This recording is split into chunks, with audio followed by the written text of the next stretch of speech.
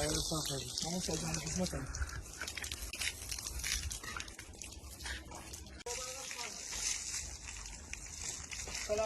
وعليكم السلام ورحمة الله. ما شاء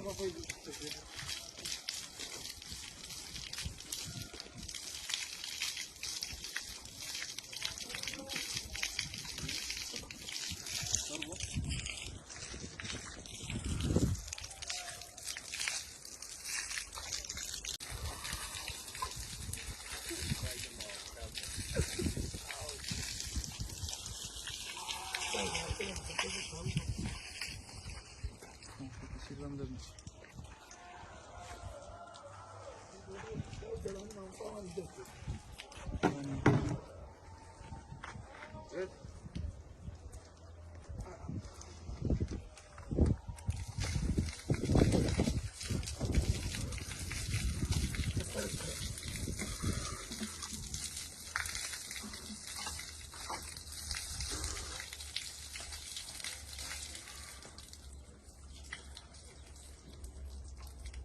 أنا جمعت منك أنا جالس أو حارسان كل.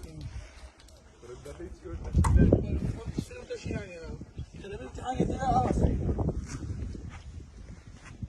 خوش حكومة أحسن دينا أبوه بالصراحة. خوش.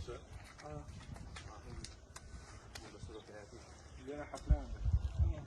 حفلة تناول بس. إن شاء الله جبنا نشوف.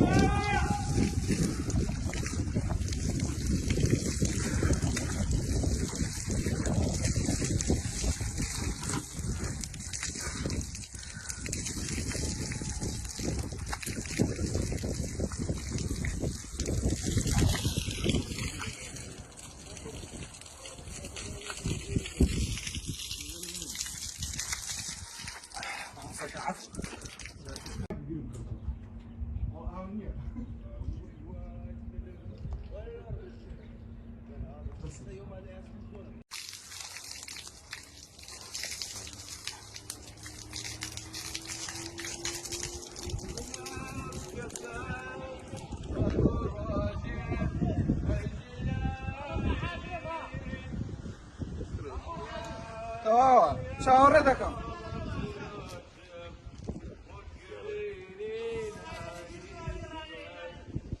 هاتي بمقر معي بمقر امتحانات انا بقى اخويش اول شيء يعني تلبي داخلي هذا هو لا والله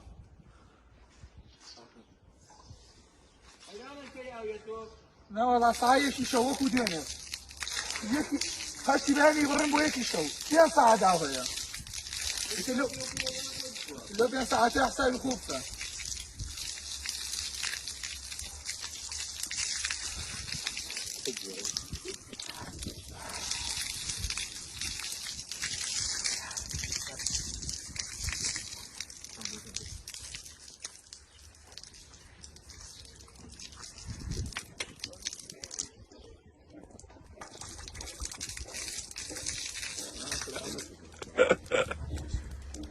ما ما الان هو شو ابغى كسر بيصير